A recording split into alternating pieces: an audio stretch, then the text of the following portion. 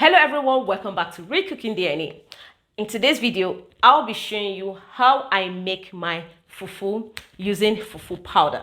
Alright, so today I'm going to be showing you the easiest step how I make my fufu using fufu powder. And when I'm done making this fufu, you will see how fluffy, smooth it's going to look. So let's get started. Fufu powder and my vegetable oil. I'll be using vegetable oil because I don't want it to have lumps. I scoop some portion in here, put it gradually. I'm making a lot of fufu powder because we are much in the building.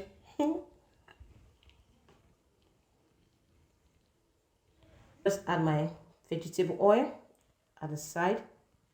A little quantity is fine. I'll stir this together.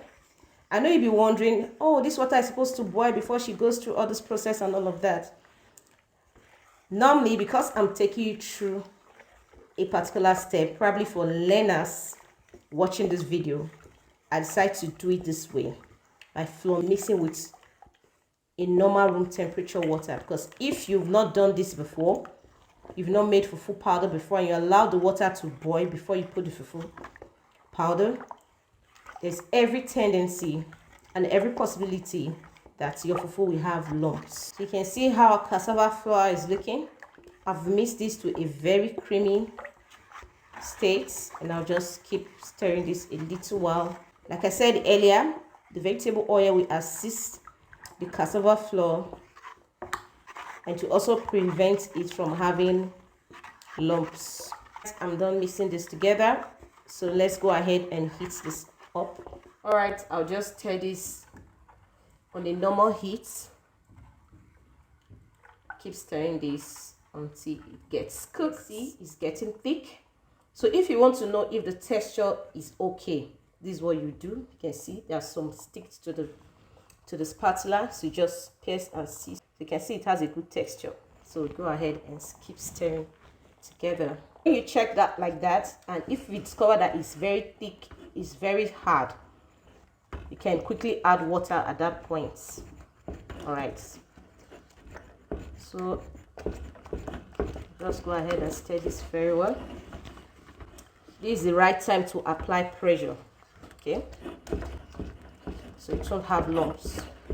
So you can see how it looks.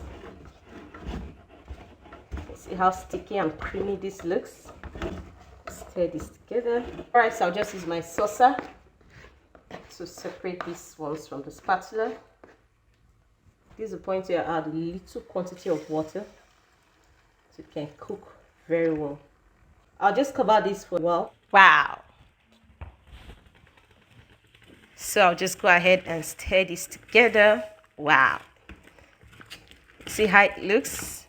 You can see how sticky it looks. This will go down very well in any kind of soup of your choice. But I will be having this with Egusi soup. You can see how easy it is to prepare cassava flour. You see how yummy this looks? See how sticky it looks?